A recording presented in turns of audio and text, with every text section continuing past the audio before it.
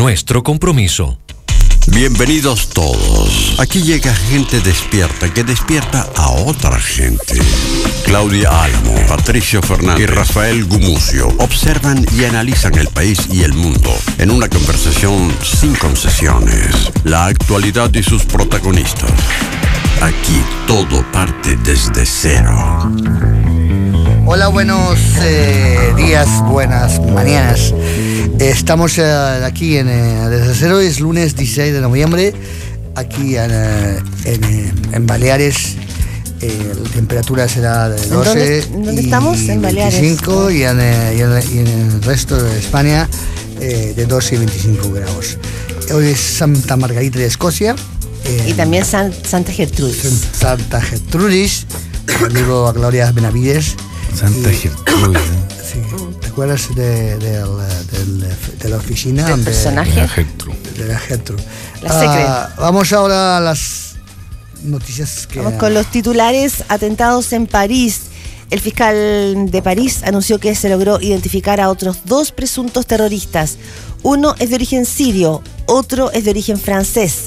Con ellos son ya 5 los autores de los atentados del día viernes, cuya identidad ya se conoce. Además, se informó que Bélgica y Siria son los epicentros donde se concibieron los ataques yihadistas y que han costado ya la vida de 129 personas y centenares de heridos. Y Bélgica. Pero la pista Bélgica apareció muy prontamente el mismo viernes por la noche porque uno de los autos tenía patente belga. Y porque... por la misma belga. ¿Ah? No han dicho eso. No sé si 1 o 2 tenían patente belga. De hecho, uno de los hermanos de los que falleció lo están buscando porque habría sido él el que arrendó estos autos. Sí, y el que planificó. No sé si es el que planificó. El que murió parece que no. O sea, el que murió no era el planificador. Parece que el que planificó, dicen, todos estos son rumores, era uno de los hermanos el que se arrancó. La presidenta Michelle Bachelet aseguró que recibió con un gran pesar en el alma la muerte de los chilenos en los atentados de París. En su visita a Filipinas en el marco de la cumbre APEC, la mandataria aclaró además que mantiene en pie su decisión de asistir a la reunión del Encuentro Internacional sobre Cambio Climático COP21, que se realizará el próximo 30 de noviembre en la capital francesa. ¿Qué eso es COP21? COP21. COP21. El ministro de Hacienda, Rodrigo Valdés, defendió a su colega de salud, Carmen Castillo, quien enfrenta la presentación de una acusación constitucional en su contra por la difícil situación hospitalaria. Es un asunto que nos saca de foco como país y es un tema de política pequeña, dijo el ministro Rodrigo Valdés ayer en Televisión Nacional. También habló ayer la ministra de Salud, venía a una entrevista ya en La Tercera. El gobierno logró llegar a un acuerdo para desactivar una demanda por un matrimonio gay en la Comisión Internacional de Derechos Humanos. El pacto será oficializado en las próximas semanas y el principal compromiso es presentar un proyecto de matrimonio igualitario. El texto además incluye eliminar artículos del Código Penal, permitir la adopción por parte de parejas del mismo sexo y lanzar una política de educación sexual y diversidad.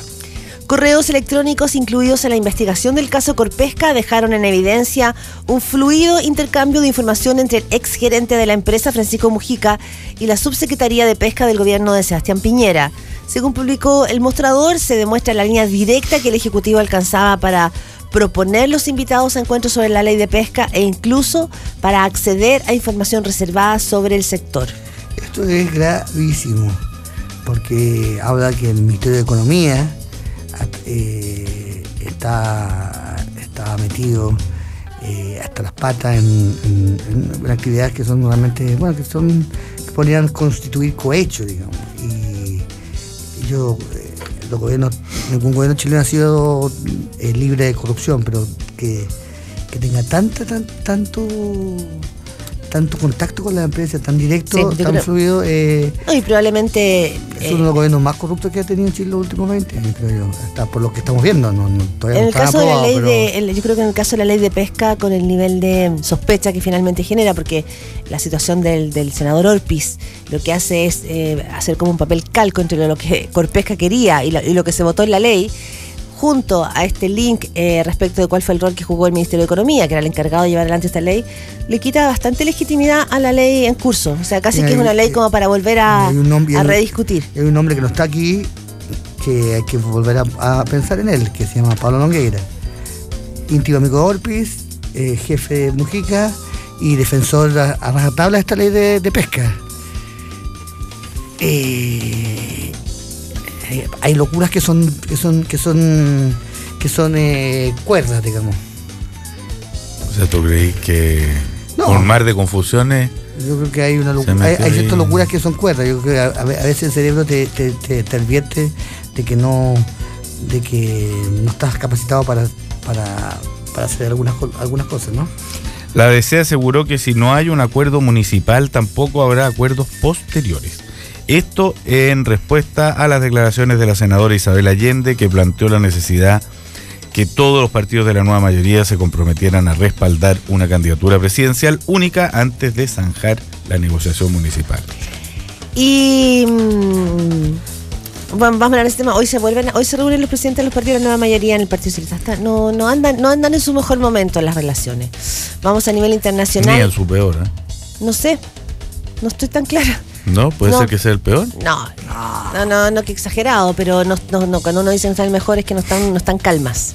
No están para nada calmas. Hay mucho movimiento subterráneo. La democracia cristiana no está para nada contenta con el gobierno. Ya lo hemos visto toda la semana pasada. El tema de la desafección se ha vuelto a instalar fuertemente en la relación con los partidos.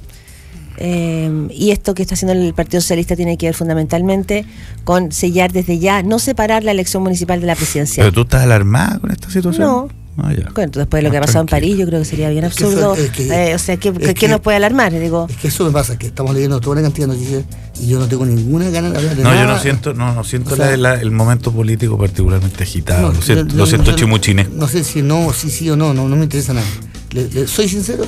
A mí tampoco me interesa. Si quiere podemos hablar todo lo que quieran de Burgos y de Ciudad Alvear, pero yo hoy, si vamos a hablar de eso, yo me voy a quedar callado porque no me parece que sea el momento para estar hablando de la política chilena, de la economía chilena. Podría hacerlo perfectamente. Pero no tengo ningún interés yo.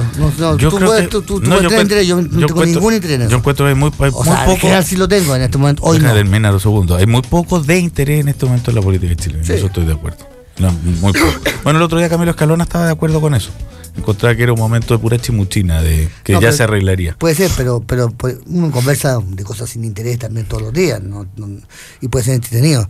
Pero me pasa que hoy, lunes, después del atentado del viernes, todo esto me resulta no solo por la gravedad del asunto y por la cosa emocional que uno puede sentir por Francia y por eso, sino que también en tu caso mucho más. Pero porque yo creo que lo que está pasando ahí, lo grave y lo complejo de lo que está pasando ahí, hace que realmente nuestros problemas son de pelotilleo, o sea, de que el pleno de la DC esté en descontento con lo que pasa en el gobierno, o que la reforma laboral está saliendo más o menos. Bueno, Rafa, son cosas que no tienen ningún... Sí, hablemos de eso, pero eso le puede estar pasando al mundo completo. Es decir, hasta las elecciones en la Argentina deben estar pensando los argentinos, ¿qué importa, Scioli, Macri? Porque evidentemente lo que está pasando en Francia, a lo que se expone en Europa, en el mundo, y en el mundo. Sí. En el mundo. Si Estados Unidos tampoco ha estado exento de esto. Ahora, entonces, lo especial es que ahora evidentemente frente a eso somos todos somos un punto al borde del margen de la hoja. Lo especial es que lo tenemos ahora mucho más cerca por las comunicaciones, porque imagínate tú, mientras caía el Imperio Romano,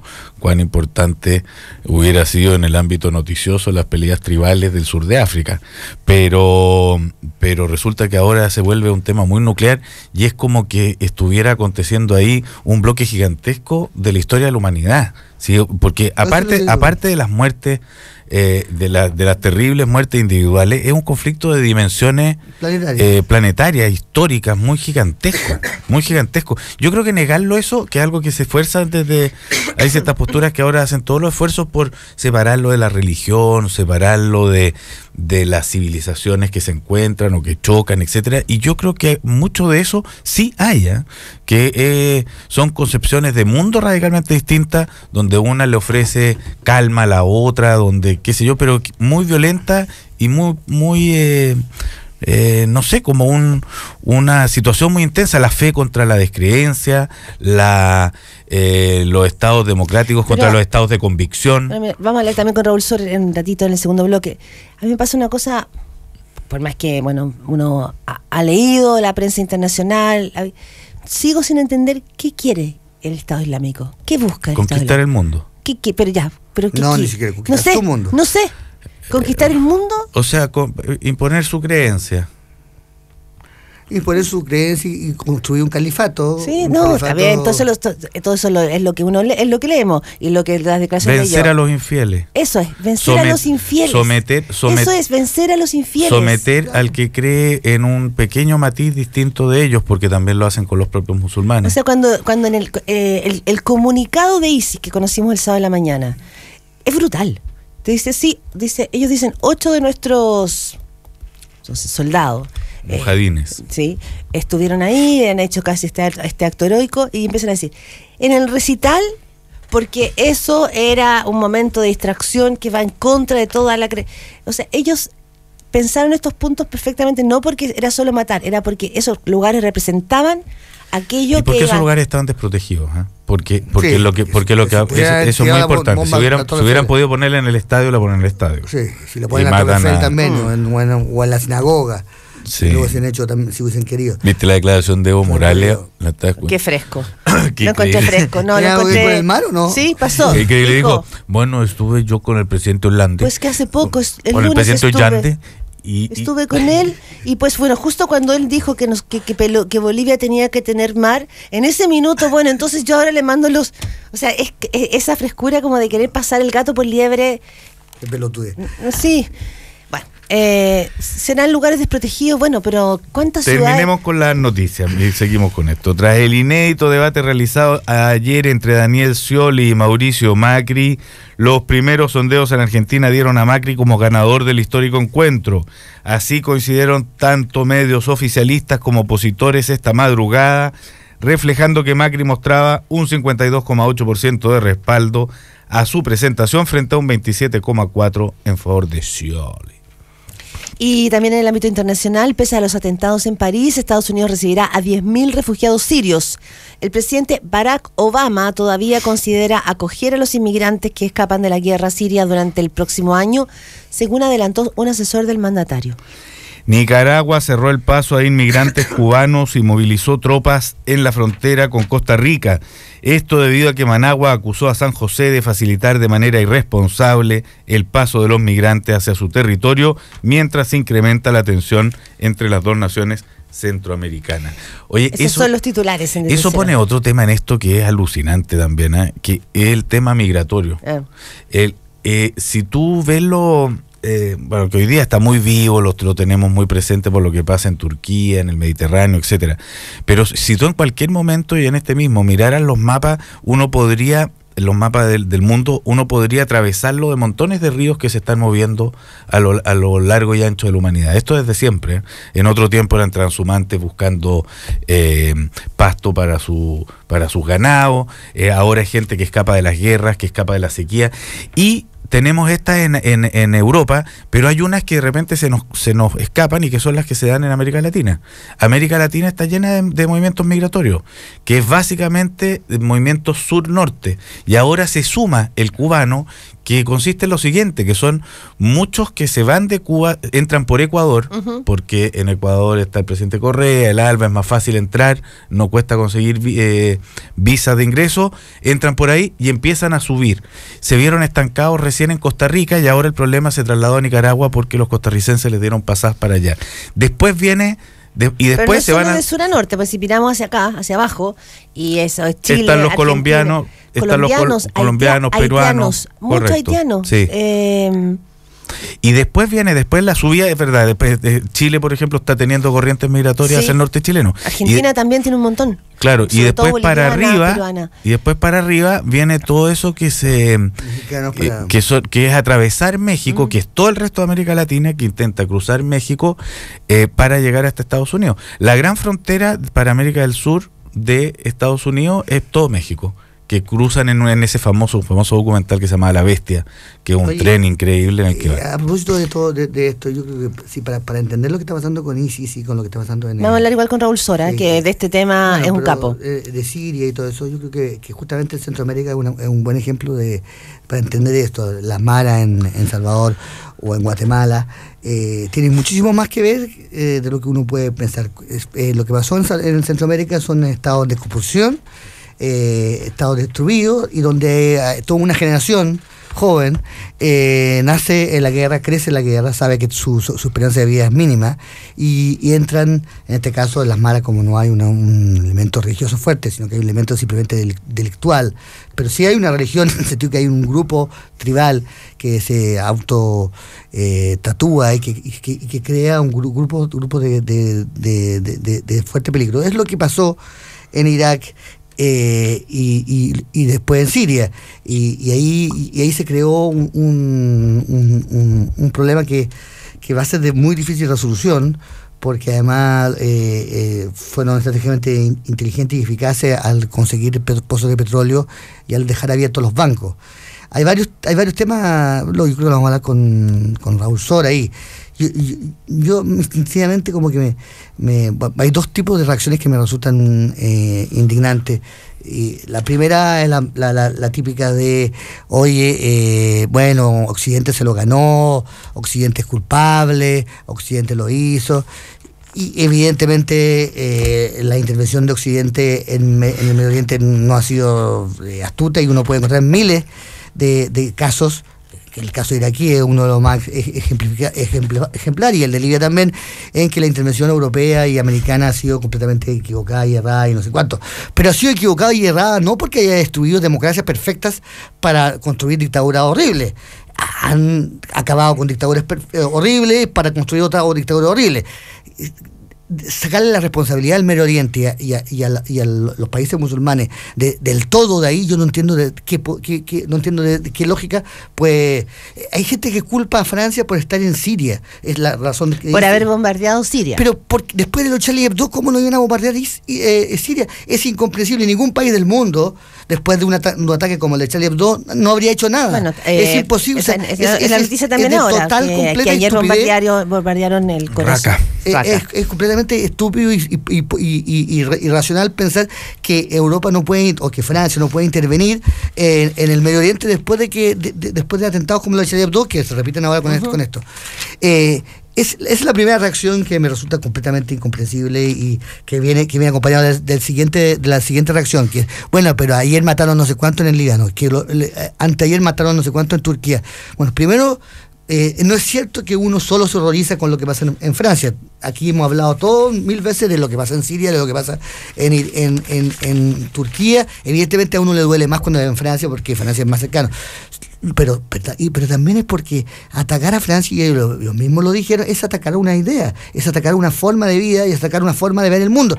Y esa forma de ver el mundo a mí me afecta, a ti te afecta, a todos nos afecta. No es lo mismo. Perdónenme, los muertos son lo mismo y el dolor es el mismo, pero no es lo mismo bombardear Beirut que bombardear París. Perdónenme, no es lo mismo. Beirut está dentro de una guerra. Como, bueno, en el caso del Líbano, la misma semana. Sofisticado del Medio Oriente, en todo caso. Por la cultura, o sea, el corazón cultural. Era el París del Medio Oriente. Y bueno, y espérame, ¿de qué estamos hablando? El Líbano 2 días antes fue bombardeado. Sí. Tenemos Libia, que no tiene gobierno hace ya 2 meses. La situación en Medio Oriente. Pero sí está bien. La flojera intelectual que consiste en encontrar que siempre Occidente tiene la culpa de todas estas cosas. Es que bueno, eso no es mirar tampoco entonces nuestro continente, pero lo que sucede en México, estamos hablando de 100.000 muertos. 100.000 no es lo mismo, muertos, no y un número indeterminado de desaparecidos. ¿Por qué no es lo mismo? Es distinto el problema, ¿no? Los muertos son terribles, pero es distinto el problema, tiene otra problemática. No hay una ideología, sí, no hay detrás de los 100.000 muertos, no hay una ideología que quiere acabar con el mundo o que quiere imponer su mundo. Pero Francia representa más ese mundo que los ingleses. Fíjate, según Castañeda, los 100.000 muertos son porque los necesitaba Calderón para volverse creíble ante la población, y que decidió generar una hecatombe. Porque como ganó por tan poco, no estaba asegurado, había que generar una guerra interna de manera de afianzar el poder. Y la guerra costó 100.000 muertitos. 100.000. Sí, ahora, claro. Ahora, evidentemente, a ver, son razones distintas, obvio, ¿no? Hay que tener 2 años para darse cuenta que no, obvio. ¿Qué cosa? Que son muertes distintas. Unas tienen que ver con el islamismo y con una mirada social, pero el narcotráfico y los sangrientos que son esos asesinatos y la manera que funciona, es que, claro, esos van sin religión. Eso va al segundo argumento en el que estoy de acuerdo contigo. El ateísmo o el anticlericalismo de segunda de baja estofa que ha invadido gracias al tonto de Hitchens y el ególatra del biólogo, ¿cómo se llama? ¿Cómo se llama? Darwin. Y Onfray. Bueno, y ese, para no nombrar esa especie de lugar común hecho anteojos, que es Onfray, esa especie de ironismo pequeño burgués que viene a creer que la religión es como intrínseca perverso y que habría que quitar la fe, es primero no entender que la religión tiene muchísimas distintas divisiones, que por supuesto que el Islam tiene que ver con... También es estúpido pensar que el Islam no tiene nada que ver. Por supuesto que el Islam tiene que ver, y que el Corán tiene que ver con lo que pasa ahí. Por supuesto. Pero, por supuesto que también el Corán tiene que ver con Averroes y con muchas otras cosas que no tienen nada que ver con eso. Pero no entender que justamente el problema es justamente volver a aprender y volver a enseñar a creer. Y el problema, para mi gusto, no es que ellos crean en lo que ellos creen en cosas que son completamente equivocadas, es que nosotros no somos capaces de entender que lo nuestro también es una fe, que lo nuestro también es una creencia. Yo creo en la democracia, en la libertad y en el laicismo de manera total como una fe. No como una ausencia de otra fe. Claro, pero ahí hay una cosa complicada que yo creo que ellos lo combaten y le dan sentido a algunos que no consiguen entender esta que tú retratabas de esta creencia de la democracia. Y es que en el fondo la democracia es como el imperio de la no creencia para que existan las creencias. No, es que es una creencia. Es que no es eso. Sí, pero resulta que no manifiesta, no impone a todos los seres humanos un pensamiento único. Sí. No, esa es la gran diferencia que produce la razón respecto de la fe. A eso se dedica la ilustración. Pero Pato, impone ese pensamiento de que la razón no es natural. La razón es el paraguas en que estamos todos nosotros. Donde pueden convivir distintas creencias. Sí, pero no, pero que es distinto de lo que cree esta otra gente. Pero Pato, todo eso bajo la creencia de que existe la razón y que esa razón. De acuerdo, está bien. Eso es una creencia. Okay, sí, eso es una creencia, pero es una creencia que comparte muy poca gente por lo demás. Sí, la mayor parte de la gente cree que la razón es una creencia, pero es básicamente una creencia política para el funcionamiento en la que caben otras creencias que se ven fatigadas frente a esa creencia de la tolerancia.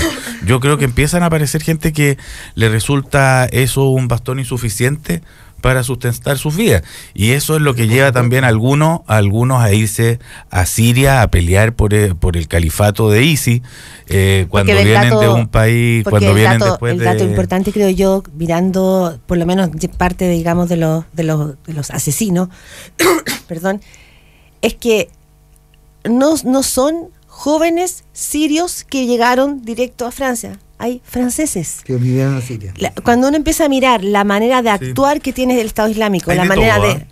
Sí. Hay de todo, hay franceses, hay hijos de sirios o musulmanes de segunda generación que ya son franceses. Pero te quiero musulmanes. Decir, no viajan solamente los musulmanes escondidos con pasaportes falsos. No, tú tienes el enemigo viviendo adentro. Claro. Se educan en tus escuelas. Claro. Porque son inmigrantes, de familias inmigrantes. Claro. El primero que encontraron, que fue el primer muerto de la discoteca, no era un francés, sí, el que descubrieron por la huella del dedo. Lo que pasa es que lo que tú dices es cierto, de que hay gente que mata sin religión. Millones. Eso en el caso de México. Y en la Unión Soviética y todo. Esta forma de matar tiene que ver con una religión y con una visión de la religión. Yo perdonen, pero los auditores se van a enojar, pero yo creo que la visión moral y del Corán es inferior a la visión moral del cristianismo, que puede asesinar también. Y puede hacer también cruel. Eso es lo mismo. Sí, pero la ideología del cristianismo, que tiene en sí mismo la idea de, no solo de la compasión, sino que la idea de que el enemigo o que el otro no solo es algo que yo debo aguantar. No en el siglo XII. No, pero en el siglo I sí, en el Evangelio está así. En el siglo XII a los otros les llamaban infieles, Claro, y los iban decapitando en el camino. pero esa es una herejía. Y la manera del Eso es Estado Islámico de herético. funcionar es mucho más primitiva que moderna. Su nivel, es muy moderna. yo la encuentro, o sea, Postmoderna, porque esta idea... tener a tus rehenes frente a una cámara, ¿sí? Cuando tú tienes una cámara para filmar esto, sí, es muy moderno. Pero cuando tú matas cortándole la cabeza al otro, y no con una granada silenciosa, ni con armas químicas, ni con ninguna sofisticación. ¿Eso es moderno? Yo creo que eso es primitivo. El terror y la sangre tienen que ver Este es un espíritu muy viejo que recurre a viejo. técnicas muy modernas. Eso es. Porque, Yo no creo que sea sofisticado. porque la sofisticación En que ese han tenido sentido. con el uso de las redes sociales, con el manejo del internet, etcétera, es bien Tú impresionante. no puedes comparar... Bueno, Al-Qaeda también lo no tenía. puedes comparar lo que hacía la Santísima Inquisición, que hacían juicios larguísimos, en que concurrían todo tipo de discursos teológicos, con esto. No, esto habría que compararlo con las cruzadas. Las cruzadas eran batallas políticas por Batallas políticas, donde iban arrasando los pueblos. Para ver que no es tan distinto, tenéis que leerlo de En las Mil y una Noches. Sí, porque es cuando narra el mundo árabe, narra lo que hacían los cristianos que llegaban. Que es algo parecido a la conversación que estamos teniendo nosotros ahora respecto al mundo árabe. Tú leís Las Mil y una Noches y la llegada de estos brutos, barbados, criminales que entraban en los armónicos jardines de Bagdad, donde se estaba estudiando filosofía, teniendo relaciones sexuales en los harem y viviendo la felicidad de la armonía. Esos lindos jardines de Bagdad habían sido invadidos hace un siglo por los árabes. Es decir, no estaban invadiendo gente que estuvo todo el tiempo ahí. No, está bien, pero aquí llegaban estos seres exógenos, estas especies de ISIS extranjeros que llegaban a imponer su propia fe. Ahora, en esa misma época, los que mantenían la armonía de las distintas fe en los distintos lugares eran los musulmanes. Bueno, acuérdate tú de cómo fueron que generaron las tolerancias en determinados pueblos españoles, en Toledo, etcétera, etcétera. A mí, en todo caso, hoy día, lo hablamos con Raúl Sol, encuentro está súper bien ir a la discusión y a la base. A mí me pasa que digo, ¿cómo se organiza el mundo ahora? ¿Cómo se ordena el mundo ahora? Porque Francia partió y su primera respuesta fue bombardear Raqqa. ¿Qué hace Gran Bretaña? ¿Qué responde Alemania? ¿Qué responde Estados Unidos? Lo que se va a configurar ahí, si es que se configura, es parte, digamos, de un escenario abierto y probablemente decisivo. Y lo otro que pensaba, ¿cómo crece hoy esa generación universitaria francesa? Yo tengo una queridísima niña ahí de 18 años que está en la universidad, que se ha muerto. ¿Cómo crece esa juventud? ¿Cómo crecen los cabros chicos que tienen que ir al colegio? Y ahora dicen que van por Londres, ¿eh? Sí, ya sé. Pero siempre dicen lo mismo. No, pero sería bien natural que fueran por Londres. Pero, claro, dejando pasar y por Roma. Y Roma. Sí. No, pero Roma no sabe. Pero con Francia hay una fijación. Con Francia hay una fijación. La otra vez leía yo los testimonios de musulmanes que vivían en Londres y en París. Y habían bien distintas descripciones además de las condiciones de vida interna. Estaban mucho más satisfechos los ingleses que los franceses. O sea, los niveles de marginación que sentían en Francia eran más fuertes. Que otro elemento bien importante en esto, porque esta cultura que nosotros defendemos, y yo en eso estoy totalmente con el Rafa, yo creo que el complejo que tiene, el complejo que se manifiesta como de culpa y de no sé cuánto antes de defender el valor occidental y de la democracia en esta pelea es bastante frustrante. Porque yo estoy dispuesto a defenderlo. Creo que hay una cosa que es importante acá, que no es, y no la siento en culpa más allá de las mil estupideces que los ejércitos occidentales pueden haber realizado en el lugar. Sigue habiendo un valor que lo sustenta. Al interior de estas comunidades no se produce la verdadera fusión. O sea, no, pero hay muchos barrios segregados. Se generan también como ahora, ojo, porque no es solo Francia lo que se descubre, lo que por lo menos la policía no invento, la policía es que eso te decir que el foco está puesto en Bélgica. ¿Qué foco? Ahí se inventó todo. Pero no solo como que se inventó esta operación de terror, sino que se sabe que ahí hay un barrio puntualmente donde se junta mucho musulmán, donde había sospechosos previos que habían sido ocultados, nacido ahí, que es Abdelash Salah, que es uno de los que están buscando, que era el hermano que arrendó los autos y todo, él era de un barrio de Bélgica que ya la policía francesa tenía observado. Claro. Era un lugar, era una cuna, una cuna de... Y ahí uno se da cuenta que... Y hablaban los vecinos de ellos. Yo me preguntaba, ¿por qué el servicio secreto francés, después de los Charlie Hebdo, es tan débil como para dejar hacer una operación de tan envergadura? Y lo que uno va... Han parado montones de... Sí, pero lo que uno va entendiendo es que como la operación se inventó en Bélgica, y como no hay una policía europea, como no hay casi nada a nivel europeo, como no hay un gobierno europeo tampoco, como no hay policía europea, esto es posible hacer porque, claro, la policía belga tenía vigilado esto, pero no sabían qué iban a hacer, y la policía francesa no sabía que estaban organizando esto en Bélgica. Y eso permitió que se creara este pandemonio. Son 8:30 de la mañana, vamos a seguir hablando de este tema con Raúl Sor. Se metió la belga. Raúl Sor va a estar aquí con nosotros. Algunos van más lejos desafiando sus límites, su propio equilibrio, y con ello consiguen lo inalcanzable. Si eso es lo que te mueve, necesitas el partner perfecto. All New Mazda 2. Desafía lo convencional, infórmate y descúbrelo en mazda.cl/drive2be. ¿Quieres dejar usar lentes con la más avanzada tecnología única en nuestro país? Te tenemos la solución. Instituto Oftalmológico Fulvisión, especialistas en miopía, hipermetropía, astigmatismo, cataratas, presbicie, queratocono. Llama al 232239000 o visita www.iofb.cl.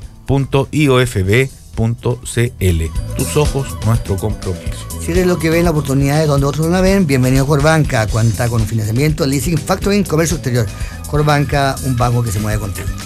Y cuando derrumbas paradigmas estéticos, creces. Posgrados Universidad Mayor te invita a ser parte de su programa de magíster y diplomados en arte. Esto es admisión 2016. Solicita información en umayor.cl/posgrado mayor. 8:31, lunes 16 de noviembre. Raúl Sor, con nosotros. En Radio Cero, desde cero. Cualquiera puede tomar una foto. Pero si no vas por ella, si no te ensucias las manos, si no te rompes las rodillas y no te arriesgas para capturar ese momento único, este auto no es para ti. All New Mazda 2. Desafía lo convencional. Infórmate y descúbrelo en mazda.cl/drive2be. Mazda. Respalda y garantiza Derco. En Radio Cero son las 8:32 minutos. Cuando Einstein descubrió que las leyes estaban hechas para romperlas, se dio cuenta que podía desarrollar su propia teoría. Cuando construyes un nuevo punto de vista, creces. Posgrados de Universidad Mayor. Más de 150 programas de doctorado, magíster, postítulos y diplomados. Para más información ingresa a umayor.cl/posgrado mayor. Universidad Mayor, para espíritus emprendedores. Ay, cómo no te vi antes y siempre estuviste ahí. Lo mejor que me podía pasar. Ahora todo va a ser distinto. Imagino todo lo que vamos a hacer. Navidad, fin de año, vacaciones. Será inolvidable. Porque no sabes lo que tienes hasta que lo usas. En diciembre, aprovecha hasta 12 cuotas sin interés, pagando con tus tarjetas de crédito Corbanca en todos los comercios de Chile. Corbanca, el banco oficial de la selección. Más información de esta promoción en www.corbanca.cl. ¿Tu visión te aleja de la belleza? Recupérala y disfruta la vida. Instituto Oftalmológico Fulvisión te ofrece las mejores alternativas para dejar de usar anteojos, láser, lentes intraoculares, implantes corneales y mucho más. Contamos con diversos convenios y modalidades de pago. Ahora es el momento. Está a tu alcance. Llámanos al 23-223-9000 o visítanos en iofbcorta.cl. Instituto Oftalmológico Fulvisión. Tus ojos, nuestro compromiso. En Radio Cero, desde cero. Estamos de vuelta con Raúl Sor, periodista, cientista político y analista internacional, que acaba de publicar un libro muy oportuno y muy necesario. Que se llama El terrorismo yihadista. Como que no quiere la cosa, el libro salió justo cuando está pasando lo que está pasando. Hola, Raúl.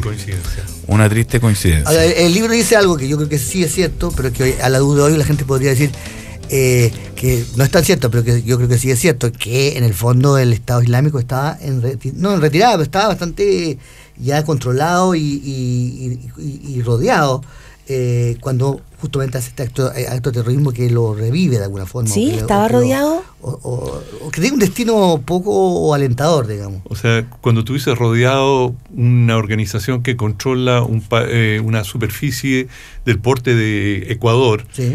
Son 40.000, se decía ayer, ¿no? 40.000 kilómetros. Exacto, sí, controla buena parte de Siria e Irak. Controla pozos petroleros. Y que tiene más de 8 millones de personas bajo su control de población. Es decir, no es exactamente rodeado, pero incluso yo diría lo que realmente le hiela la sangre a la comunidad internacional es la posibilidad de que el Estado Islámico, más allá de lo que tiene, pueda echar raíces en Egipto. Piensa en Egipto, un gobierno totalmente deslegitimado, una dictadura militar que está luchando contra un gobierno legítimo que fue depuesto de la hermandad musulmana, con crisis económica. Es decir, Egipto tiene todas las condiciones para que el Estado Islámico se haga fuerte. Y Egipto es la nación árabe más importante del Medio Oriente. Ya tienen, ellos realizaron el atentado contra el avión ruso con 224 muertos en lo que el Estado Islámico llama ya la península de Sinaí, o sea, no es Egipto. Oye, Raúl,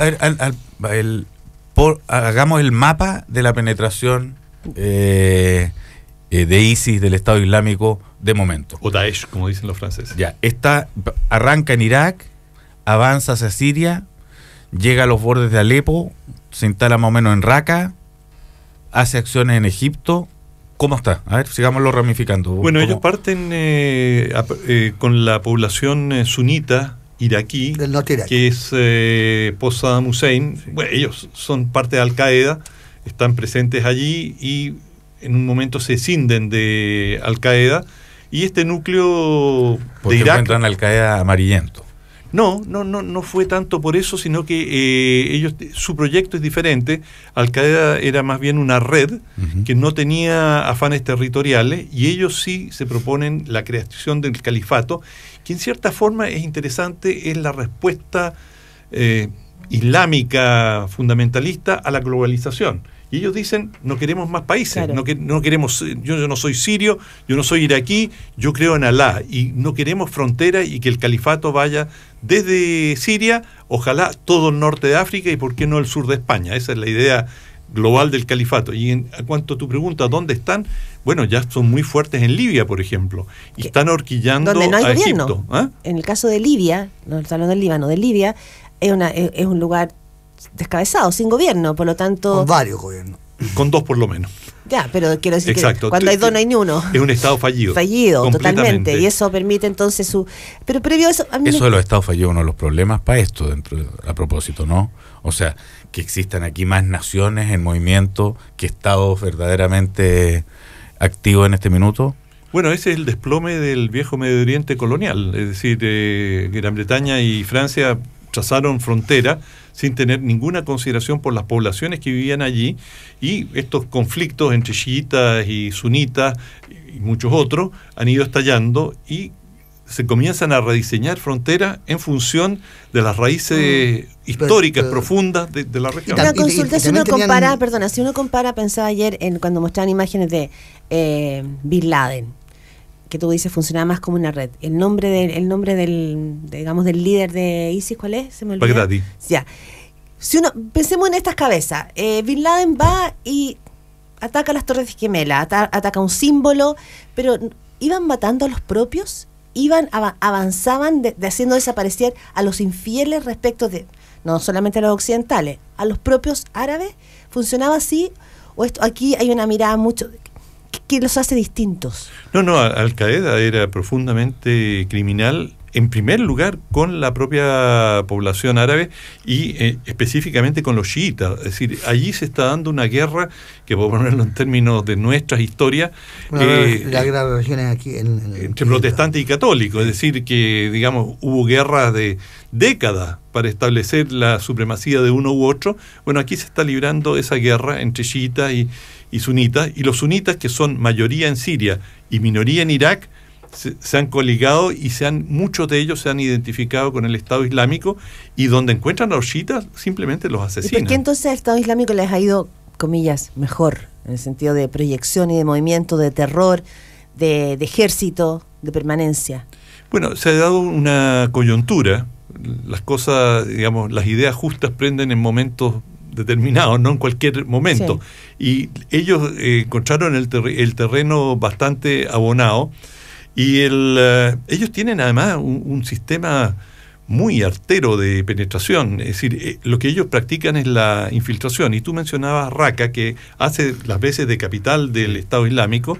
Bueno, ellos cuando entraron allí trajeron elementos de Irak y no se declararon como Estado Islámico. No izaron banderas negras, nada. Y simplemente se llamaban hermanos. Tomaron mujeres en Raqqa con la primera entrada, ¿no? No, en Raqqa no. Pero, bueno, eran hermanos y se presentaban y aprovecharon de recibir ayuda de Occidente, recibieron ayuda de Qatar, de Arabia Saudita, mucha ayuda. Y eran una brigada más que combatía. ¿Quiénes son estos que ayudan? ¿De dónde viene esta plata? Para terminar la idea, ellos, una vez que consiguen una cierta fuerza, empiezan a atacar a todos los otros elementos de la resistencia, se toman, dan un verdadero golpe de Estado en Raqqa, se toman y comienzan a asesinar sistemáticamente a todos aquellos que se le oponen. Y así se consolidaron en Raqqa. Pero no es un viejo error ya consignado por Mao y por todos los teóricos, el construir un territorio tan visible. Es como decir, soy terrorista y vivo en Hernando Aguirre. O sea, es como dar la dirección. Es decir, y de hecho, después del atentado de París, lo que hubo son bombardeos al territorio de ISIS o de Daesh, ¿cómo se llama?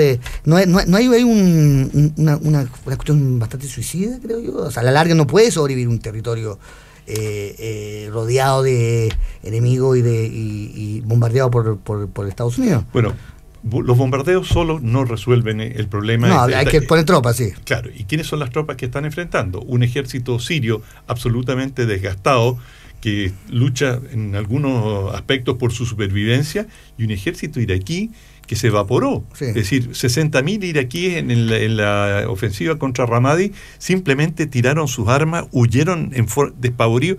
Y esto también tiene mucho que ver con lo que hicieron los estadounidenses allí, que cuando invadieron Irak, disolvieron al ejército regular iraquí y después trataron de aplicar el modelo militar norteamericano, neoliberal, que es decir, que tiene una racionalidad, que dice, mira, ¿por qué no tratamos de generar un sector privado de emprendedores? ¿Y cómo lo logramos? Aprovechemos también el ejército y generemos empresas contratistas para la alimentación, para el transporte, etcétera.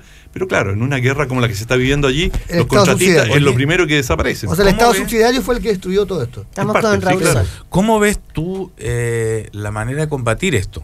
Porque una de las cosas que aquí se producen polémicas, no sé, yo tengo la impresión de que falta compromiso del mundo musulmán todavía, no lo he sentido de manera categórica, organizada y radical para perseguir y anular esto, y no me imagino cómo se puede terminar con esto si no es con la complicidad de los de allá mismo. ¿Cómo ves tú esta guerra y cómo se adelanta y cuál es la relación que tiene este ISIS con el resto de su región? Bueno, acá hay otro conflicto que yo mencionaba, chiita, sunita, y tú preguntabas antes quiénes están apoyando al Estado Islámico. Bueno, Arabia Saudita... Porque no es algo que nazca en el pueblo. O sea, no es precisamente una organización popular que tomó las mayorías de una zona, sino que al parecer una vanguardia muy pequeña, bien alimentada y... Exactamente, pero digamos, ellos identifican cierta demanda, y la demanda es seguridad de los sunitas frente a los chiitas. Pero aquí hay un trasfondo de una guerra entre partes interpuestas, porque está Irán, que es chiita, y Arabia Saudita, que es enemiga mortal de Irán, y están chocando en Irak y en Siria, y quién va a controlar estos países. Y eso es vital para el balance de fuerza en la región. Y por lo tanto, los saudíes están apoyando con todo, no tanto al Estado Islámico, pero también al Estado Islámico. Y en cuanto a ideología, no hay mucha diferencia entre los wahabitas, que es la identidad religiosa de los saudíes, y el Estado Islámico. Es decir, coinciden totalmente en lo que es la opresión de la mujer. La Arabia Saudita es uno de los países más retrógrados en términos de género, y tienen el mismo absolutismo religioso con policía islámica, de manera que no hay mucha diferencia entre los wahabitas, aplican los mismos latigazos, los mismos castigos muy crueles que el Estado Islámico. Entonces hay vasos comunicantes muy importantes. Entonces eso va a dónde está el mundo árabe. Parte del mundo árabe está apoyando al Estado Islámico porque lo ven como una punta de lanza contra Irán, a cual ven como el mayor enemigo estratégico.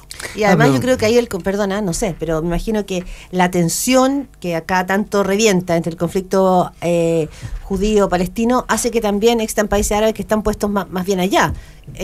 Eso no permite tampoco una unificación del mundo árabe solo frente al Estado Islámico. Hay un punto distractor también en eso, ¿o no? Sí, bueno, tú ves que frente al tema palestino uno hubiese esperado una solidaridad activa del grueso de los países árabes. Sin embargo, Arabia Saudita está en connivencia, o sea, está más o menos coaligada con Israel, justamente porque ve a Israel como un enemigo importante frente a Irán. Entonces ellos operan con un criterio de intereses de Estado. Más oportunista que oportunidad. Claro, y digamos la identidad árabe para ellos ha sido totalmente secundaria. Si miramos a Occidente, tú partes diciendo, mira, esto responde también aquí, en el fondo, este Estado Islámico, parte la base de que se niega a la globalización.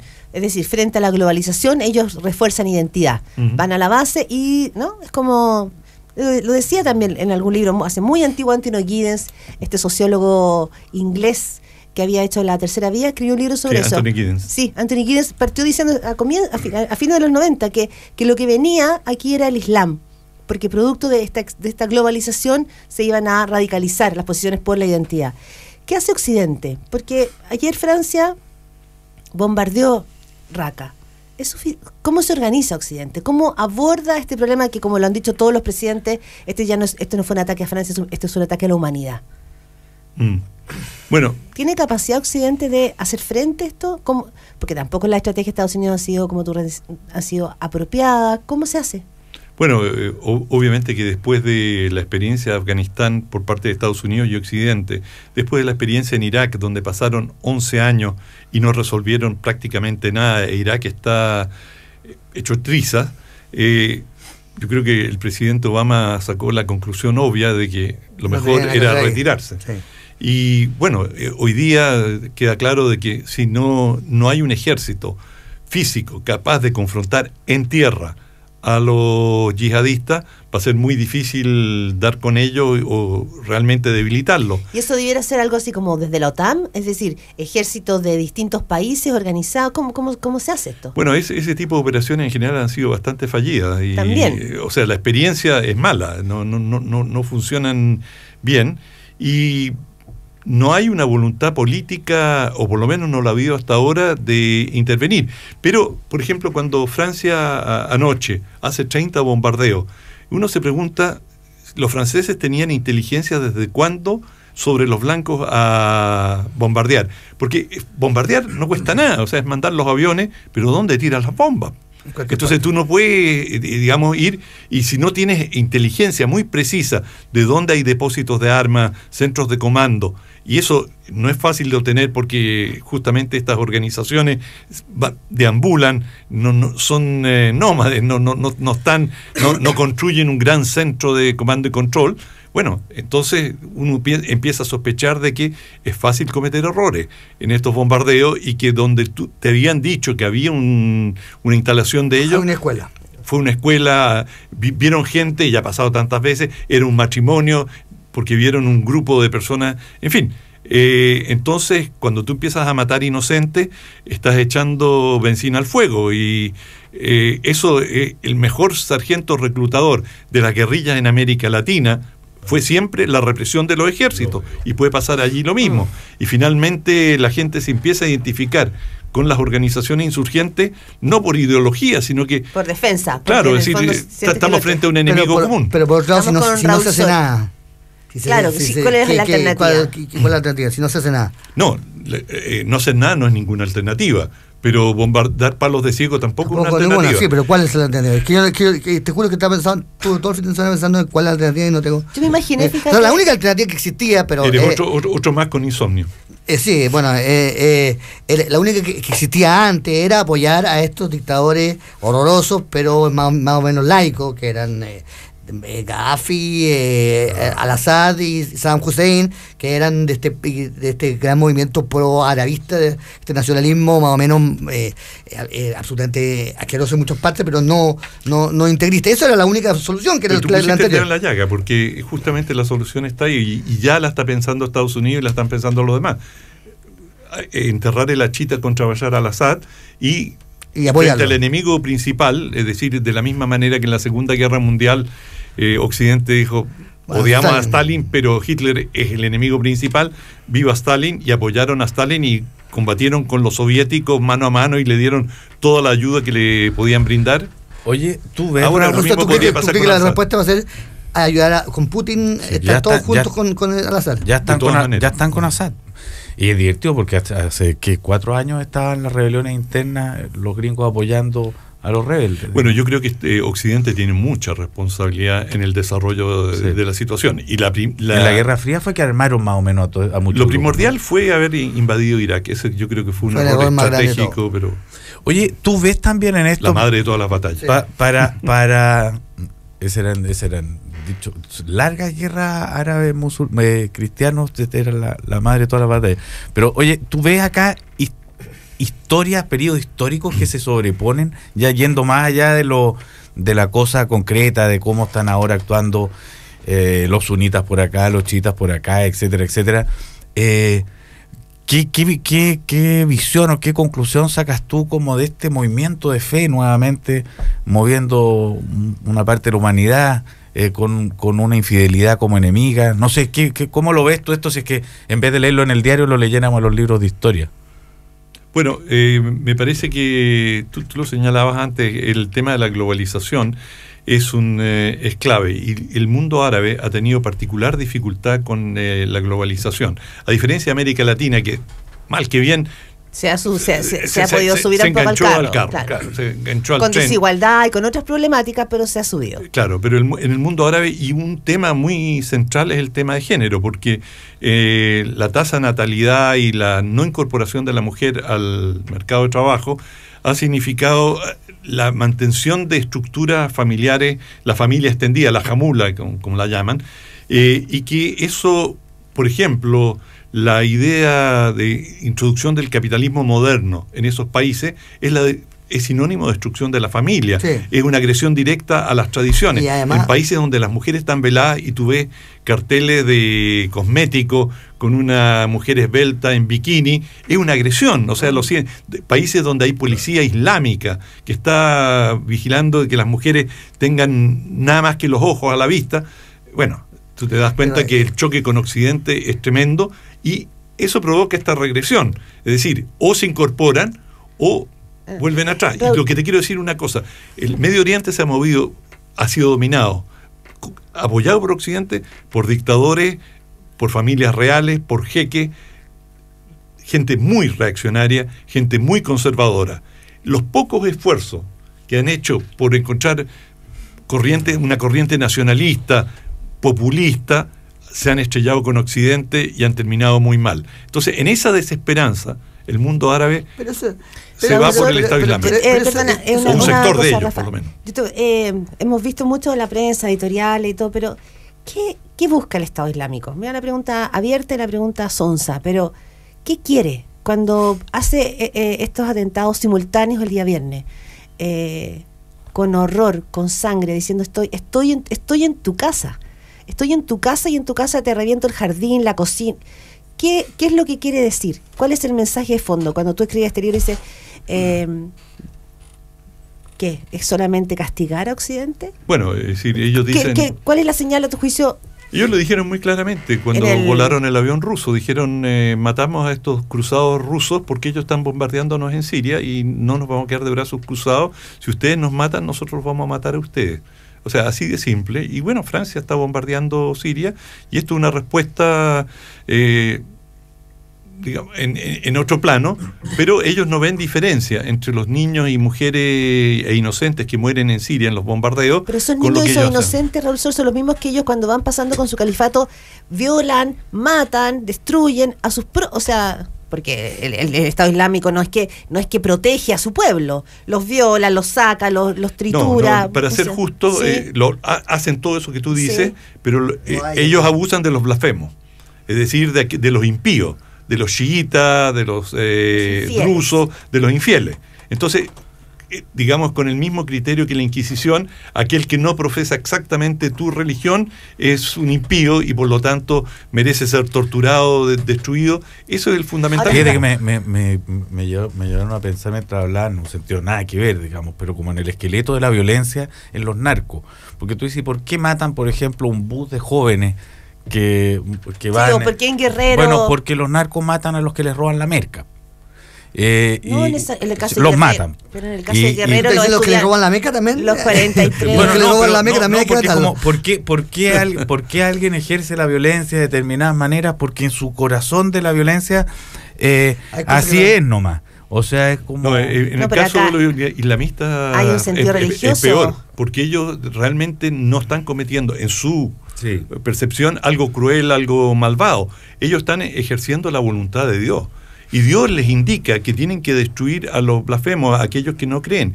Y el Estado Islámico tiene una cultura bélica atroz. Por ejemplo, uno de sus comandantes en Palmira, cuando conquistaron Palmira, dijo: nosotros amamos la muerte así como ustedes aman la vida. Pero, Oye, pero no hay que descartar, yo creo que cada día es menos descartable también el factor corrupción. Esta gente parece aman la muerte, son súper religiosos, súper buenos, pero tienen banco abierto, trafican petróleo. Para agregarte una cosa ¿quién les compra el petróleo? Para sumar una cosa a la pregunta que te está haciendo el Rafa, ¿cuál es como en todas las guerras, muchas veces la guerra religiosa hay otras intenciones escondidas por alguien o por algún poder? ¿Cuál hay acá? ¿O cuál podría haber acá? Bueno, el Estado Islámico es... ¿Quién podría ganar con esto? Es básicamente un movimiento de resistencia sunita. Digamos, no tiene sentido agregar más adjetivos peyorativos, y que nació para proteger a los sunitas de la persecución chiita, tanto en Irak como en Siria, porque en Siria el Bashar al-Assad es un chiita y la mayoría es sunita, y fueron muy reprimidos y tuvieron padecimientos enormes. De manera que esa es la base sobre la cual surge esto, y después se va complejizando. Occidente le agrega una dimensión imaginaria y dice: no, esto es una lucha por la democracia, que nunca ha sido una lucha por la democracia en Siria, pero y eso se transforma, interviene Irán, que tiene tropas allí, entra Hezbollah, que es otra organización chiita. Entonces se va armando un rompecabezas. Si lo aterrizas complejo. Todavía un par de peldaños más respecto a lo mismo que tú estás diciendo. Tiene nombre, hay Estado, hay unos saudí que con esto ganan control territorial, hay unos, estoy diciendo cualquier cosa, hay unos iraquí que, con nombre y apellido, hay un Luxich de Irak que de pronto aquí maneja poderes ocultos. Claro. No son poderes ocultos, son poderes visibles. Por ejemplo, uno de los enemigos principales de Bashar al-Assad es Turquía. Turquía también tiene ambiciones hegemónicas en el Medio Oriente y está enfrentada hasta cierto punto con Irán. Entonces, Irán ha sido la piedra de toque, y por eso es tan importante el acuerdo nuclear que se logró con Irán, porque una de las formas, volviendo a cómo se combate el Estado Islámico, hay que hacer una alianza. Los iraníes tienen una presencia directa, militar, en toda la región. Ellos son la base de operaciones de los chiitas, y si ellos consiguen aunar o se llega a un acuerdo con Irán en cómo combatir el Estado Islámico, se va a dar un paso muy importante. En definitiva, el Estado Islámico, la única manera de derrotarlo es desde dentro, y es ideológica, es política, como en todas las guerras de contrainsurgencia, es quien tiene la mayor legitimidad. O sea, hay que elegir qué malo uno quiere, con qué malo quiere estar, porque ahí no es bueno. Tú citabas a Amado, hay que elegir el enemigo principal. Claro. Pero tú dices, y eso hace entonces que el Estado Islámico, yo he pensado, ¿qué hace que el Estado Islámico, lo vemos hoy, lo que hace es cooptar y captar y seducir a jóvenes, sí, algunos de ascendencia árabe, pero franceses, criados, educados? ¿Qué es lo que los mueve? ¿Por qué ellos logran convocar? Mujeres, seguro. Bueno, en ¿Tener España, 4 mujeres seguras? no, pero en el caso, la mayor cantidad de mujeres yihadistas son españolas. No, se refería, supongo que cuando mueren y van al cielo. No, estoy diciendo también en la tierra. Los esperan las vírgenes. ¿No? Ya. Si yo soy una... Pero eso de tener el enemigo, en el fondo de tener infiltrado al enemigo, este trabajo que ellos hacen de seducir a la juventud, que de repente tiene visos radicalizados, lo que explicaban un poco el perfil, que se sienten un poco fuera del sistema, que necesitan un poco de sentido. ¿Qué hace? O sea, bueno, en cierta forma el Estado Islámico en Europa es una tribu urbana y tienen características y tienen una cohesión y tienen algo muy importante que llaman la umma, que significa comunidad. Entonces es una hermandad. Se sienten parte. Claro, entonces es una hermandad. Muchachos que se sienten discriminados, que tienen dificultad para encontrar empleo, que cuando una pareja joven de origen árabe quiere ir a arrendar una casa, siempre la casa ya fue arrendada y sigue vacía. En fin, están siendo ninguneados, humillados permanentemente, y viene esta organización que le habla de la pureza de los ideales, y yo he leído testimonios de jóvenes que han ido a Siria y su desilusión es total con el Estado Islámico cuando llegan allá, porque lo que ellos creían que era una yihad por emancipar y liberar a sus pueblos, en el fondo es una guerra civil contra otros hermanos árabes, o sea, que no piensan y son señores feudales más bien. Absolutamente. Ahora, el tema que cuando se plantea rápido da para todo tipo de ridiculeces, pero que algo tiene que fuertemente tiene que tener, es que el vacío del capitalismo también le da lugares a las convicciones, radicales y a las justificaciones de vida, más allá de ganarse unos pesos. Sí, todo esto fue contra la lucha de clase. Cuando se acaba la lucha de clase, empiezan las identidades. Además, creer en algo. Claro, si en algo, la vida para algunos se les puede volver muy vacua, sin lucha de clase, sin una razón de ser. Sí. Sin ir hacia alguna parte. Eso por una parte, y hay y este es el tema que más me preocupa en relación a Europa y de estos atentados, es cuál va a ser el impacto político. Si hoy día ya hay un 30% de los franceses que en intención de voto dicen que están dispuestos a votar por el Frente Nacional, una organización fascistoide, y hay elecciones regionales ahora, entonces el vuelco hacia la derecha más radical se viene probablemente. Bueno, y si eso ocurre, eso también va a tener un impacto. Por ejemplo, en Francia estamos hablando de un 7-8% de la población es musulmana. Ellos se van a ver sometidos a esta radicalización, y esto es parte de la teoría del Estado Islámico. Ellos dicen, acabar con la zona gris. ¿Estás con nosotros o contra nosotros? Y esto, digamos, si hay una radicalización en la población francesa o en un sector de la población francesa contra la población musulmana, va a generar un campo fecundo para el reclutamiento del Estado Islámico. Conmigo o contra mí, eso lo decía nuestro Señor Jesucristo también. Las religiones tienen un problema cuando meten en política, parece.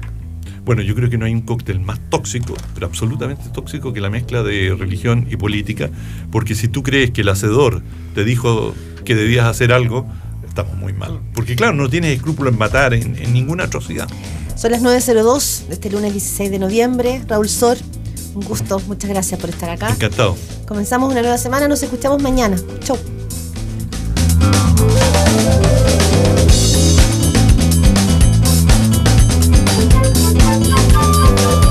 Desde Cero fue presentado por All New Mazda 2. Desafía lo convencional. Posgrados U Mayor. Cuando te especializas, creces. Corbanca, un banco que se mueve contigo. Full Visión. Tus ojos, nuestro compromiso. En Cero son las 9:03. Muy pronto.